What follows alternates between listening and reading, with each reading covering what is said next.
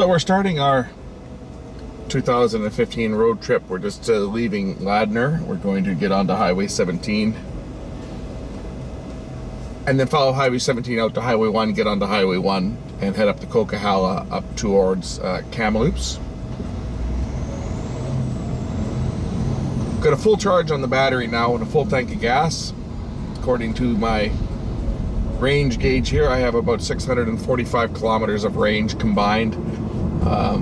About 597 on the gas tank, plus the electric range. And we'll see how far we can get on gas or on electric today, driving at freeway speeds. Should be a interesting trip. We're planning on going, look at my map here. I'm going to go to Lake Louise and Banff National Park and probably hit some of the other ones I'm going to get to. Banff, Lake Louise, and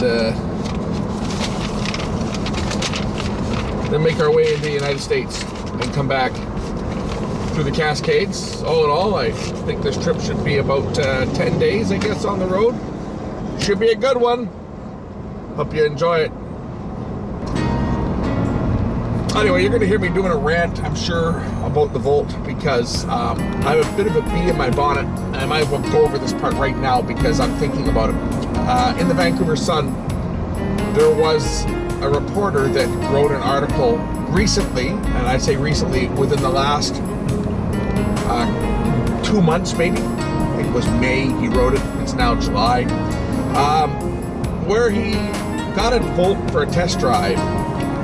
But he didn't take it on the test drive. Instead, he wrote a story about how great a city car it was. And he didn't take it on his test drive because he needed to go on a 400-kilometer trip up the Coquihalla Highway to go, it was either Kamloops or Kelowna or whatever. But he didn't trust the Volt because, and this is to quote him, it only had an 83 horsepower gas engine, and that wouldn't cut it. And I'm going to show you guys when I get onto this Coquihalla Highway how wrong this bonehead was and how that story is so damaging when they publish stuff like that, when the writer doesn't even know what he's talking. He doesn't even know the car. He's never driven it. He drove it around the block. He's never taken it on a road trip. And to go and print something so negative like that, it had my blood boiling because as anyone who owns a Volt already knows, here we go. Here's our drop to 50-kilometer section of the freeway where everybody's got to slam on their brakes because it's now 50 clicks. So we'll just go into low range here and slow her back. And of course, everybody's passing me. Right, everybody's passing me. I slowed down to 55. And I got a guy behind me flashing his lights. Back to my story on the Volt. Back to my story on this reporter, because it really left me kind of a little bit annoyed. Because here's a guy that writes for a living, and he's writing. Now look at this idiot. What are you doing? What the hell? Oh, wonderful. On a freeway, towing a truck with a chain. What? You saw it, folks. This is how they... Unbelievable. You know, unbelievable. Got that on tape. Anyway, back to my story on the reporter. Here's our level crossing. He never even took the car on a drive. He said that range anxiety was setting in on him because the 83 horsepower engine he felt was going to leave him severely underpowered going up the Coquihalla. So we're going to show you how well that 83 horsepower engine gets you going up the Coquihalla. I'm going to be doing 140, 150 going up the hill just to show you how much power this thing's got going up a big hill like that. If you put the car into mountain mode before you hit the hill, and that's a requirement. If you don't put the car into mountain mode before you actually get going up a huge hill, you will run out of battery reserve. There's no question. And then the speed will be limited to, it limits you to about 90 kilometers per hour, which is about 55 miles per hour going up the hill. And Priuses are no different. I have my other car is an Escape Hybrid, and it's exactly the same. It doesn't have a reserve though. On the Escape Hybrid, you're lucky if you can get to 90 clicks going up a big hill, and it just stops. It won't go any faster because the engine itself doesn't have a lot of horsepower. With the Volt though, if you put it into mountain mode prior to getting to the hill, you do it about 10 minutes before you get to the hill, you've built up a 40% reserve because the gas engine will then run faster, and that will build up your reserve so that you've got, in addition to all the power that the engine's putting out, you've got another 16 kilometers of battery range, which will actually go a lot more than 16 kilometers because the engine is running at the same time. But it'll build up a 16 kilometer reserve on the battery. I've put it over some of the highest hills that I've been on in North America, and I've been on many. I've been all over Arizona, down to the Grand Canyon. I've been up to Prince Rupert. I've been over the Rogers Pass several times. I've never run out of power as long as I hit mountain mode prior to getting to the hills. And we're going to show you that when I get a little closer. So I just transitioned over from electric power to the gas engine. And we put a 59.5 kilometers on the battery, which is pretty darn close to the 60 kilometer range that the car says it has. I've always gotten to be pretty darn close to that 60. Sometimes I get a little more, but I'm also going at freeway speeds here. So when you're driving at 110, 115 kilometers an hour, say we made it just 22 kilometers outside of Abbotsford. So we actually made it to just past Alder Grove on the battery, which is respectable. I'm getting the same range on the battery that I got when the car was new. The car is 4 years old now. So after 4 years, I have not had any change whatsoever in the range of the battery. And you wonder why people get so pissed off at big trucks. Here they are in the fast lane, just blocking up traffic. So I'm about 10-15 minutes from Hope now. So what I'm going to do is I'm going to put my car into mountain mode. And we're over here, mountain mode, there we go. And what that's going to do is that's going to speed the engine up. You can probably hear the engine just went into a higher idle. And that's going to obviously burn a little more gas, but what it's going to do is it's going to put an extra charge in the battery, so that when I start to hit the big hills, which are coming up when I get to Hope, I'll start hitting the big hills, and I'll have a reserve in the battery which will get me over the summits, and I won't have to worry about running out of juice. So I just finished a little pit stop in Hope just to grab some munchies for the road. So I shut the car off, and when I turn it back on, I've got 20 kilometers of reserve power. Of course, I'm going to go back into mountain mode again because I'm getting onto the mountains here, so I don't want to use up my stored power. I want to keep my power in check. We're now getting back onto the freeway, and we're doing some serious hill climbing here momentarily. Here we merge back onto the freeway, put our foot into it, and get right back up to freeway speed. 110, 115, 120, 125. Got no problem. Bolt's got no problem whatsoever climbing these steep grades. Now, in my past videos, when I've gone up the Crow's Nest freeway, which is Highway 3, that's the exit that's coming up on the right. I'm not going to take that exit today. Today we're going up to Coquihalla, which is the number 5 freeway, which I have been through in this car. I did it when I first got the car. Speed limit down here is 110, I believe. So we're gonna set the cruise for 120, somewhere in there, 130, depending on what everybody else is doing. Not going to go too much faster than that, though. I don't really wish to get a ticket, if you know what I mean. But we'll maintain a 120 to 125 speed, I'm sure, all the way up here. No problem whatsoever. We'll pass everybody else with ease because, well, I have all the torque of an electric. I got lots of battery reserve in the battery to get me over the biggest hills.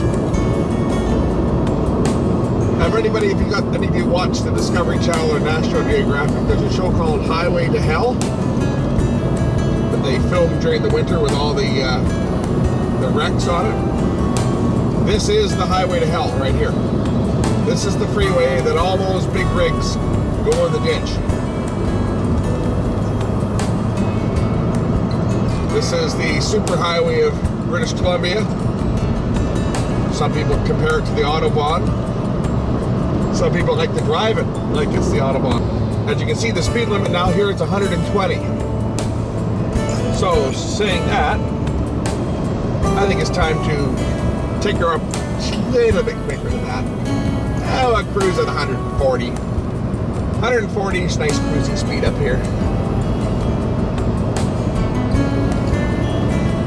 Of course, some people push it a little faster than that, and it's possible to do 160 down here, no problem.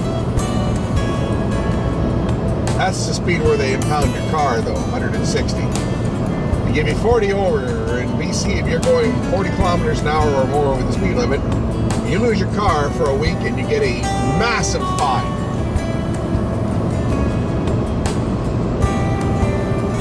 And the impound charges and the towing charges and the $300 taxi ride to take you home. So, yeah, you get pinched down here going 40 over, it's going to cost you $1,000 in fines and fees to get your car back. So they're dead serious about it. Just to show you guys that we are making pretty good time up here. We're going up a big hill here. If I put my foot into it, now this is going uphill. This is going up a big hill here, as you can see. The Volt has absolutely no problem at all accelerating like crazy going up a hill. We'll do some more of this when we get on the next big hill here. But this is a hill that's going to climb. We're going up a hill here, about an 8% grade, I guess. It basically starts at Hope and it goes all the way up to the summit.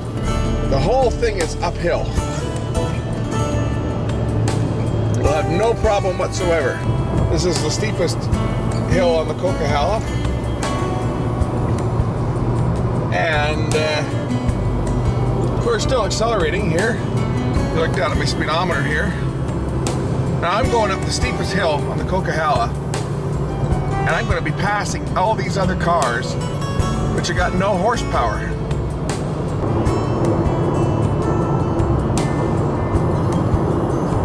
Probably shouldn't be hand holding the camera while I'm driving, but I'm not looking at the viewfinder. I'm kind of holding the camera over to the side. I do have a tripod for it, but I took it off the tripod just so I could show you the speedometer. Show you how this thing performs going up these big hills. There's another big one coming up here in a bit. No issues with the power running out at all going up big hills. I keep having to slow down because I'm getting going a little too quick here. Camera's back on its sticks now as I no longer need to show you guys the speedometer. I'm almost at the toll booth here, or the toll booth plaza where the toll booths used to be. I know that there's a rest area up here. I think I'm going to stop at that rest area and set up my other camera and just sit here for a break and do some time-lapse photography, because I think that should be some nice convection action in these clouds, which could look pretty nice. So anyway, that's the rest area. It's 4 kilometers ahead. So here I am. We're camera stopped on the Coquihalla just about at the summit here, and what I've done is I've just set my other camera up. And we're just going to do a time lapse of these clouds as they swirl and bubble and move here. I've set my timer up. I'm going to take 400 pictures, so got 375 to go. It's taking one photo every 5 seconds, and when we have our 400 photos for this location, then we'll get back on the road. It's 62 kilometers to Merritt. And pretty much all that is downhill. So we're going to recover a lot of battery as soon as we crest the top here and actually start heading down. We're still heading up a bit here, but the summit's just over this little ridge here. So we're just moving down the hill a bit, coming up on Merritt. You can see Merritt in the foreground there.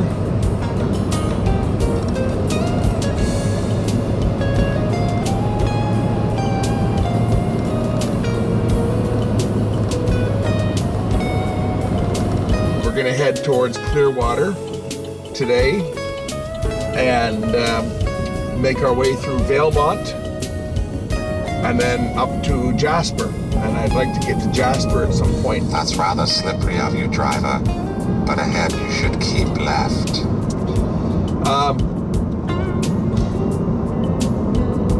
Makes the Driver, smart-ass comment. after the rough estimate of 800 meters, keep left. Do you think? Okay, so we're gonna head up through Clearwater, up through Valemont, and make it to Jasper.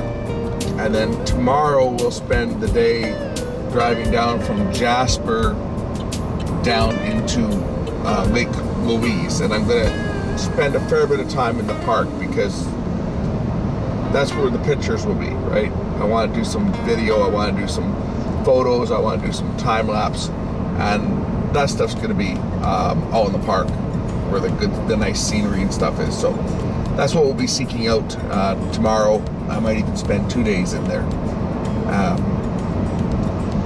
and seek out some nice picturesque scenery. But for today, we're going to get to Jasper. So now we're just continuing our way out of Kamloops, getting into the rolling hills here.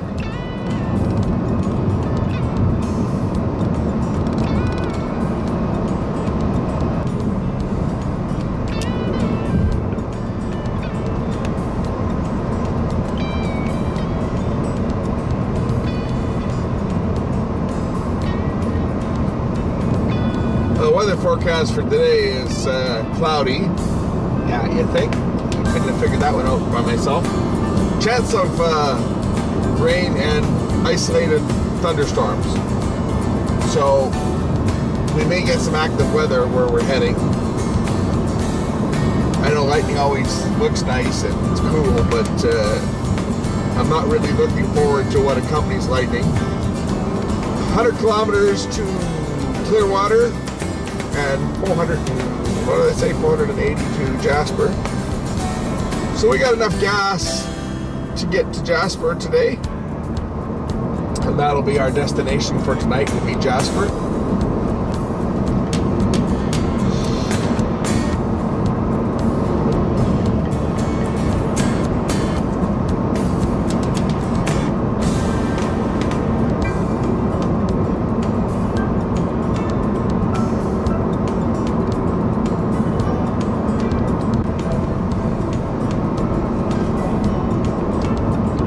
About this camera being on the tripod like this is that I can point it out the windows and get different shots. Now I've seen everything. A truck passing a car. Hello, this is an accident waiting to happen. Look at this, and this guy's not even braking to let the truck in. Unbelievable how people can be so stupid. A guy in a big truck thinks he can pass a car. Not that the car isn't moving, he's doing 110. But the guy in the empty logging truck is obviously in a great big hurry, and he doesn't give a shit about anybody else, anybody else on the road. And you wonder why these trucks get in accidents with the drivers pulling stunts like that. This car that I'm following now is doing 109 in a 100 zone. Yet that's not fast enough for the big rig driver. Absolute idiot. So here's this truck driver that was in such a big hurry that he was risking everybody else's lives on the road to get around that car which he perceived was not going quite fast enough for him. Moron. This is where electric power really comes in handy. Just pass all of these other trucks and take it up to 142 in the process. I have to slow her back a bit before I get a ticket. I just burned up 5 kilometers of range going up that hill. Oh, that was fun. Almost out of battery range now. I'm at 64 kilometers, and it did say I had 5 kilometers of range, so I would have put me at like 69, which is right about where the thing said I was going to get, had I not sprinted up that hill there and chewed up the remaining 5 kilometers of battery. I'm down to 1 now, but I'm going downhill, so I'm probably picking a little bit of it back up now. But I don't want to slow down too much, otherwise I'll have these truck drivers upset with me. But okay, we just transitioned over to gas. I got 65 clicks on the battery, which is 5 more than it was supposed to get from the charge. I probably would have got the 70 that the system had said that I was going to get prior if I hadn't sprinted up that hill to 143 kilometers per hour going up a relatively steep hill to pass. What was it, 3 or 4 trucks? 4 trucks, I guess it was. But now we're back down to the posted speed limit or thereabouts. I'm within 5 of the posted speed. When I'm traveling, I'm not the madman that some people might think that I am, other than the fact that I did go a little bit excessive on Coquihalla, that's like the Autobahn of BC. It's a super highway that's banked properly, and you can drive at extremely fast speeds, and some people have gone down there breakneck speeds. It's 120 kilometer posted speed, and I was doing 150 at points, but that's not normally the way I drive. Normally, if it's 100 kilometer speed, I'll normally be within 10 of it. I try not to drive too fast because I want to get to my destination in one piece. And I'll take the video and I'll speed it up, and it'll look like I'm going a lot faster when you're watching it, but in reality, no, I'm going the right speed. So I've set up my time-lapse camera here. We're going to do about 400 photos here. That'll take about 33 minutes. We're just going to do an interval of 5 seconds here for this shot. And we're framed up kind of like that, I think. And that'll give us about 13 and a half seconds of video at 30 frames per second once it's finished doing its job. So I get about half an hour to hang out here and let the camera do its thing.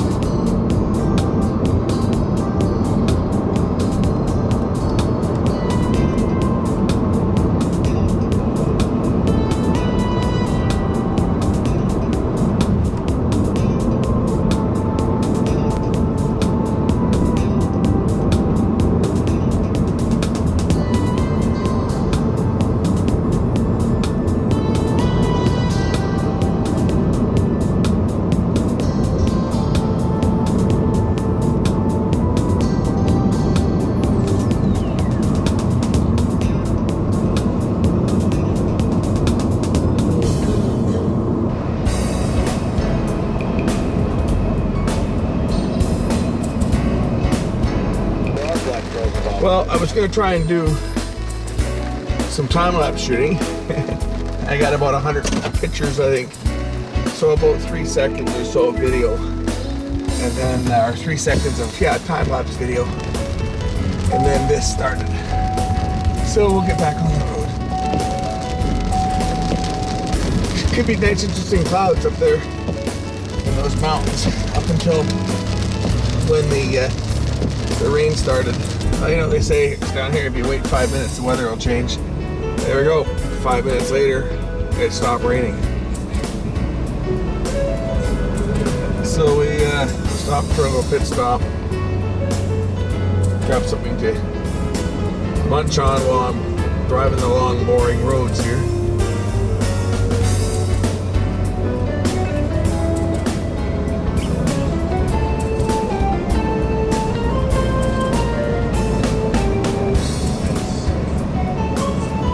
And that's about it to that town.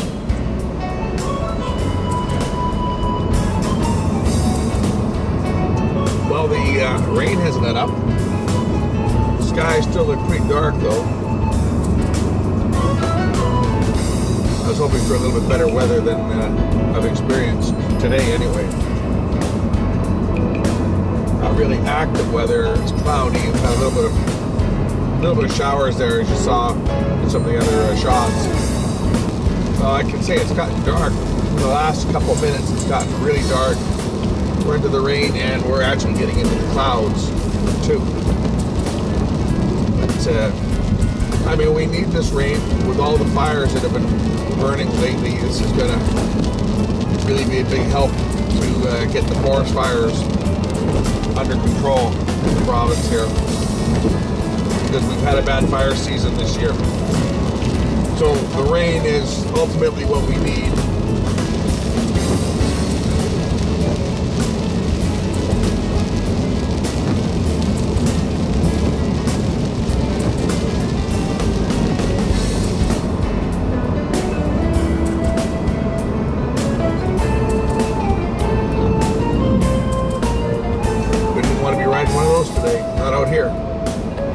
The fire went through here.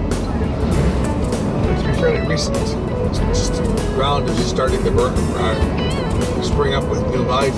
Green trees are all burnt. So here's Valemont.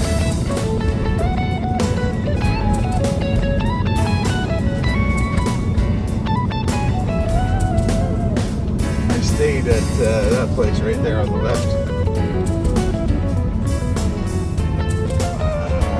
A couple of years ago when I was through here last. So while my other camera just clicks away, taking shots of the mountains, I'll show you Valemont. This is the main drag. This sleepy little town in eastern BC, just along the BC to Alberta border. The shot roughly I'm getting for my time lapse is framing the Valemont sign with the sky. As you can see, the sky today is wonderful. Some lovely clouds. Just hopefully the rain will hold off long enough that I can get enough pictures to make a usable 10 to 14 second clip. So we're coming up on the junction now.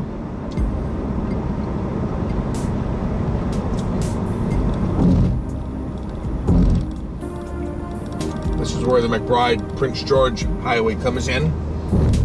And in the past, when I've come the other direction from McBride, this is where I would have turned in.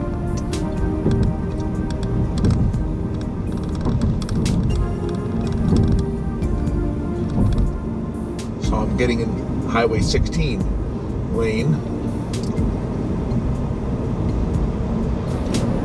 The last time I was here, I would have come up street on the right there and turned left. So now I'm going on to uncharted territory. I've never been up this way before.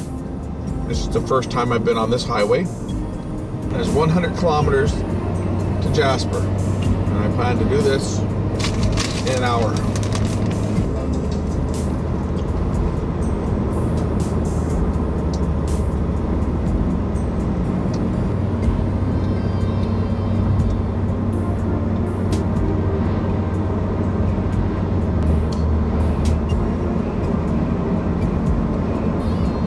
called Mount Robson. We're entering Mount Robson Park, as you can see on the right side of the road there.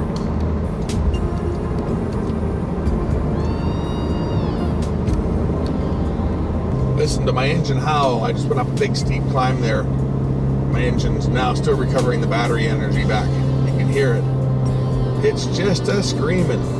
Even though we're on the downhill side there now, it's starting to calm down a bit. Just fly past these guys here, accelerating at a breakneck speed, going up a hill, passing with ease. 137, 138, 139, 140, 144, 45, 46. This is going up a hill, folks. Yeah, this thing just moves ass.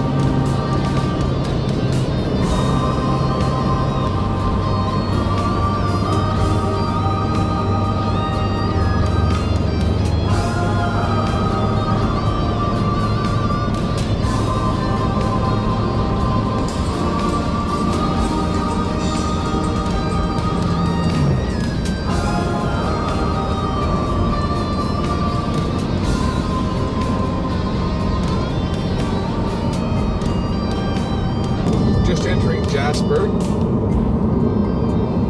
There's the Welcome to Alberta sign.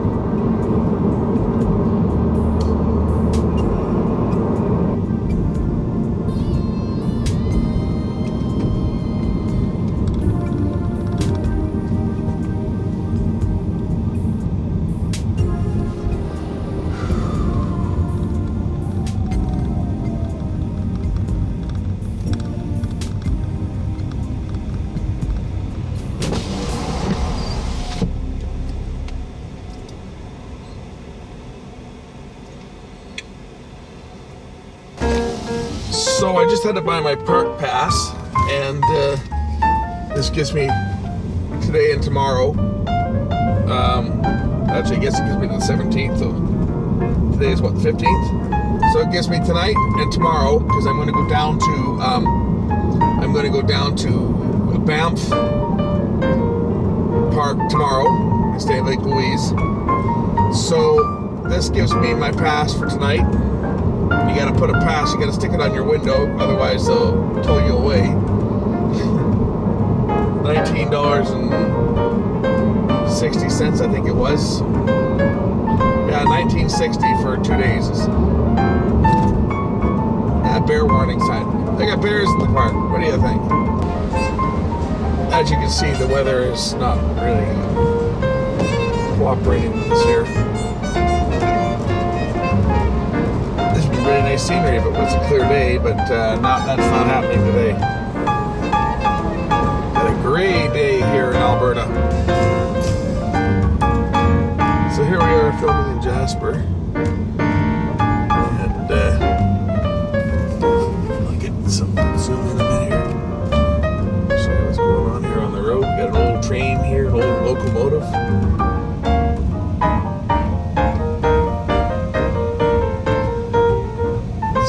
Drag in Jasper. We'll get some good video going around here. There's the Via rail station. I'm gonna find a place to stay. Hopefully not everything's full. It's being a tourist attraction. Look at those mountains in the background. Lots of great places to take pictures here tonight at night and tomorrow before I take off.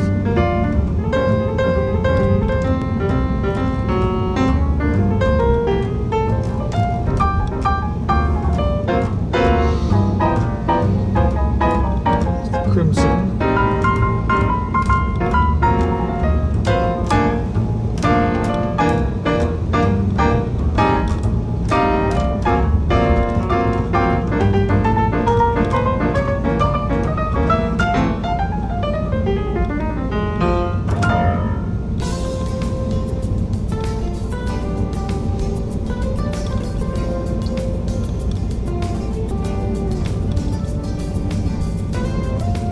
Pizza joint.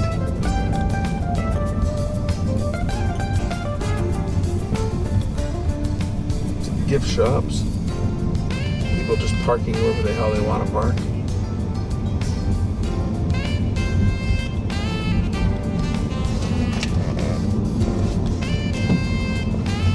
There's the Whistler's Inn here. Let's see what else there are.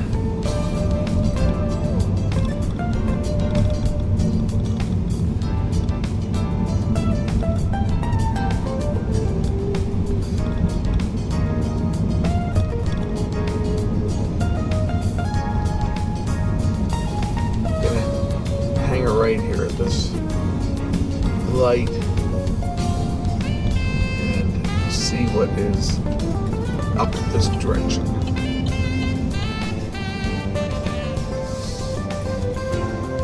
I'll head up this way to the right.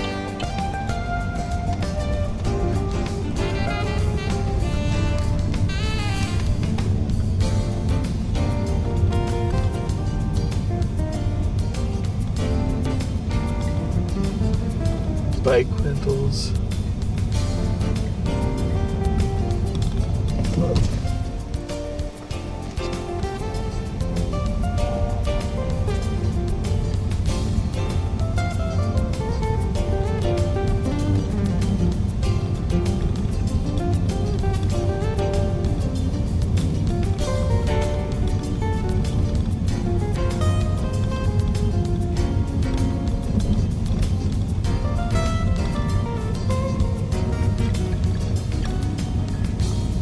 So this is the main street, well, one of the main streets.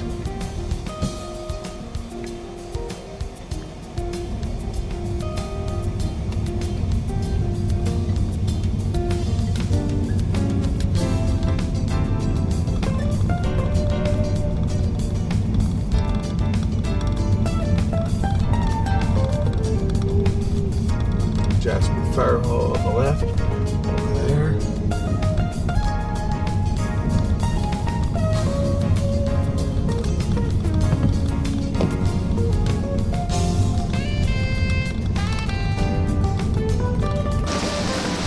Look at the rain, it's just coming down buckets here.